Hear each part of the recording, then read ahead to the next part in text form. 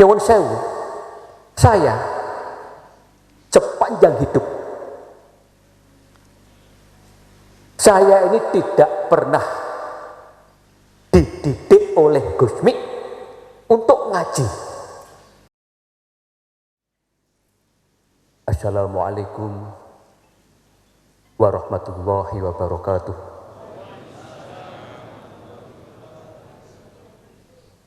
Yang kami hormati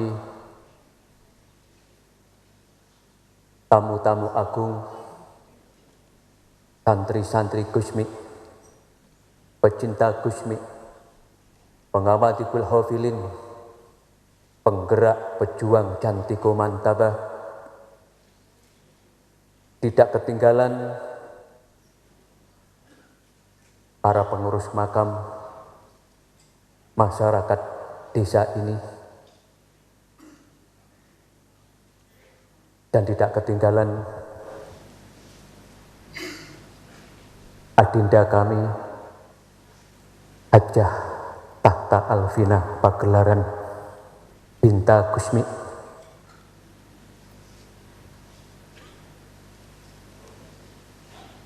yang kita hormati malam ini dalam rangka ulang tahun wafatipun sosok fenomenal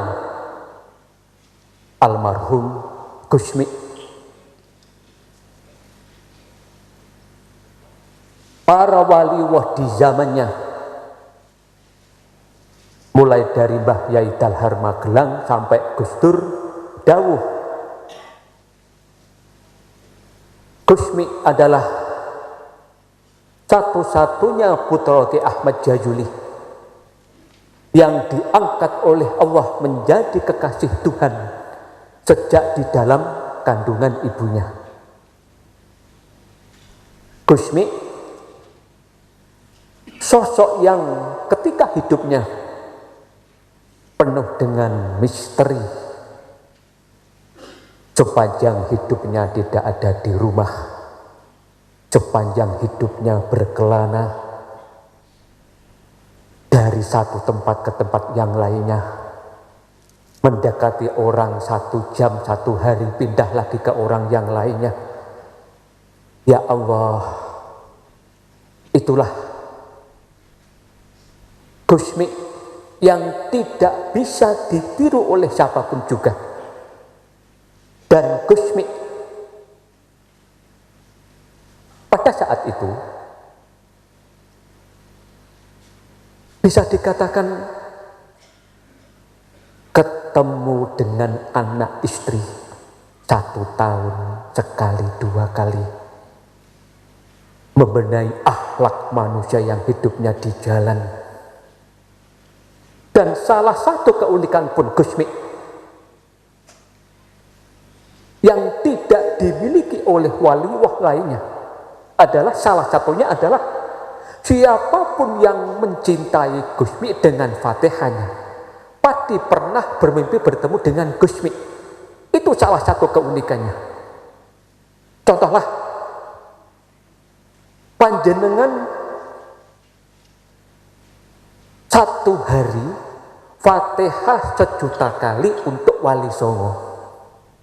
Belum tentu panjenengan didatangi lewat mimpi.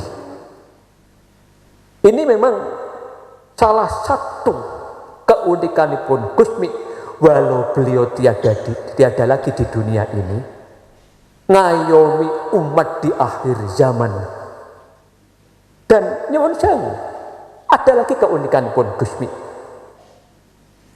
Siapapun orang yang pernah bertemu Gusmi walau cuma 1 hari, itu pasti di kemudian hari dia akan merasa orang yang paling dekat dengan Gusmi. Siapapun seperti itu. Dan bahkan orang yang tidak pernah bertemu sekalipun, tidak sedikit yang mengaku-ngaku pernah bertemu dengan Gusmi. Memang luar biasa, Masya Allah. Dan yang jelas, Mbah Abdul Hamid dawuh, mungkin 300 tahun lagi sepeninggal Gusmi akan muncul orang seperti Gusmi. 300 tahun lagi. Makanya setelah Gusmi wafat tahun 93, bermuncullah para peniru-peniru Gusmi. Orang-orang yang katakanlah seolah-olah seperti Gusmi. Tidak bisa itu. Makanya panjenengan amati, di dalam pengembaraannya Gusmi mewujudkan Dzikul Ghafilin yang luar biasa, jutaan orang mengamalkannya. Makanya saya bilang, pengamal Dzikul Ghafilin se-Indonesia ini, hati-hati, jagalah hati panjenengan, para pengamal Dzikul Ghafilin, para pejuangnya. Karena Gusmi mewujudkan Dzikul Ghafilin hanya untuk menghantar panjenengan ikut Gusmi sampai ke akhirat nanti. Dan saya selalu bilang pada siapapun juga para pejuang di Indonesia ini, nyuwun sewu, siapapun yang memperjuangkan Dzikul Ghafilin, mulai dari Sabang sampai Merauke, ini yang membuat unik apa? Pasti orang tersebut keramat. Walau itu tukang becak, walau itu bakul bakso, siapapun orangnya, ngimami Dzikul Ghafilin, dia pasti keramat. Ini salah satu bentuk keunikan Pon Gusmi. Dan ini yang rawan orang lupa diri. Jadi intinya, Gusmi, Mbah Yai Mahmud Sidoarjo dawuh, siapapun yang derek Gusmi, ibarat mereka mendapat Lailatul Qadar. Mbah Mahmud Sidoarjo dawuh, kewaliannya Gusmi itu setingkat dengan tokoh 1000 tahun yang lalu, Abu Nawas. Mbah Yai Mubashir Mundir Kediri dawuh, Gusmi pewaris tahta Syekh Abdul Qadir Al-Jailani ketika Gusmi usia 10 tahun. Dan itu memang nyata. Gusmi bukan wali wah akhir zaman bentukan YouTube, bukan seperti itu. Sekali lagi saya katakan, ini di mana-mana saya haturkan, para pecinta HP Android akhir-akhir ini, ada orang pinter ngaji sudah dikatakan waliwah. Dia punya santri banyak dikatakan waliwah. Dia bisa nyuwuk orang sudah dikatakan waliwah. Tidak semudah itu. Di kesempatan ini, Haul Gusmi yang ke-29 saya tegaskan, supados panjenengan menambah keilmuan tentang wali. 1 tahun Allah mengangkat seorang wali dalam satu negara, itu cuma 3 orang saja. Cuma 3 orang saja. Dan itu pun rahasia. Apalagi ketika orang itu masih hidup, pantangan membuka kewaliannya. 1 tahun cuma 3 orang saja. Lah panjenengan tahu sendiri, seolah-olah setiap desa pasti ada orang mengaku waliwah. Lah Gusmi dulu, Masya Allah, ketika masih hidupnya selalu mengatakan pada siapapun juga, dosa saya ini lebih banyak ketimbang orang lain, kesalahan saya itu lebih banyak ketimbang orang lain. Itulah sekilas tentang Gusmi, sosok misteri seperti hanya Nabi Wahidir yang sulit dipahami oleh siapapun juga. Hanya para sahabat sesama waliwah, mulai dari Kiai Hamid Pasuruan dan lain-lain, itulah yang paham Gusmi seutuhnya. Para santri-santri apalagi paling cuma tahu sepotong-sepotong saja. Itu pun saya katakan sekali lagi, salah satu keunikan Gusmi, orang yang pernah diajak mancing oleh Gusmi satu kali, diajak ngobrol satu kali, seolah-olah merasa orang yang paling dekat dengan Gusmi. Padahal Gusmi bertemu jutaan orang di Indonesia ini. Dan sejak usia 10 tahun sudah bercita-cita dimakamkan di sini, di makam Tambak ini. Dan malam ini kita ditakdir oleh Allah, hormat kekasih Tuhan. Panjenengan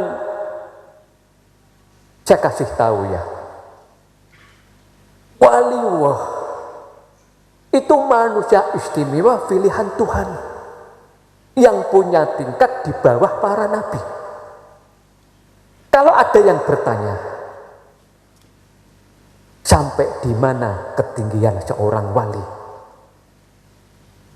Ini cerita yang sering saya haturkan di mana-mana. Dahulu ada seorang santri Mbah Yai Mubashir Mundir, waliwah di kota Kediri. Karena begitu cintanya dengan sang guru, saat meninggalnya, pada umumnya kan orang saat sakaratul maut, dia akan menyebut dengan asma Allah, Allah, Allah, Allah. Tapi si santri tidak. Saat akhir hayatnya yang disebut nama gurunya, Mbah Kiai Mubashir Mundir, Mbah Kiai Mubashir ngantos husnul khotimah. Faham penjenengannya. Seminggu kemudian si santri ini cuman Gusmi pada saat itu. Laporan, Gusmi, ayah saya ketika meninggal dunia, saat akhir hayat yang disebut itu bukan Allah, bukan Allah, bukan Allah, tetapi menyebut nama gurunya, Mbah Yai Mundir, Mbah Yai Mundir, Mbah Yai Mundir. Apa jawaban Gusmi? Mbah Yai Mundir itu waliwah, menyebut nama waliwah sama juga menyebut Allah. Ini lah panjenengan yang ditakdir oleh Allah malam ini sowan Gusmi, sama juga kita berhadap dengan Allah. Mugi-mugi barokah kita sedaya niki. Nyuwun sewu, saya sepanjang hidup saya ini tidak pernah dididik oleh Gusmi untuk ngaji. Saya tidak pernah diajarkan oleh Gusmi tentang ngaji. Tapi yang diajarkan pada saya adalah, pertama, bagaimana cara mendekatkan diri pada Tuhan. Kedua, cara menghormati manusia yang lain. Hanya dua ini. Sekali lagi saya aturkan, ajaran Gusmi pada saya, cara mendekatkan diri pada Allah. Kedua, cara menghormati orang. Salah satunya adalah jalan terbaik menuju Allah adalah lewat para wali-walinya. Dan menghormati orang lain adalah jangan engkau merasa orang yang paling benar sedunia. Intinya, mugi-mugi kehadiran kita sedaya hormat hol Gusmi ingkang ke-29 niki beto barokah ingkang ageng. Barokai kagem kita sekeluarga. Sedaya mugi-mugi dipun paringi selamat dunia akhirat. Ingkang terakhir,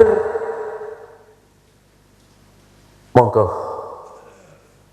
kehadiran kita malam ini menjadi sebuah renungan. Siapakah saya ini? Siapakah pencipta saya ini? Dan saya akan kembali kemana? Dan Allah sudah menyiapkan kelak dua tempat yang akan kita tuju, surga dan neraka. Dan kita tidak akan pernah tahu kelak akan menjadi penghuni mana di antara dua tempat ini. Kita tidak akan pernah tahu. Hanya orang-orang yang sombong dan takabur saja yang mengatakan saya pasti masuk surga. Mulai dari Robiah Adawiyah, tokoh sufi 1000 tahun yang lalu, sampai Gus Dur, selalu mengatakan dirinya itu banyak dosa dan lain-lain. Intinya, mugi-mugi dengan karomah yogi barokah pentikul hofilin ini, kita ini diberi selamat wilujeng salamanallah wa iyyakum min doiki dunya wa doiki yaumil qiyamah. Cita-cita kita mugi-mugi Allah ijabahi. Apa yang menjadi doa-doa kita, Allah paling sukses berhasil anak-anak kita. Semogalah mereka menjadi keturunan yang baik ila yaumil qiyamah. Wassalamualaikum warahmatullahi wabarakatuh.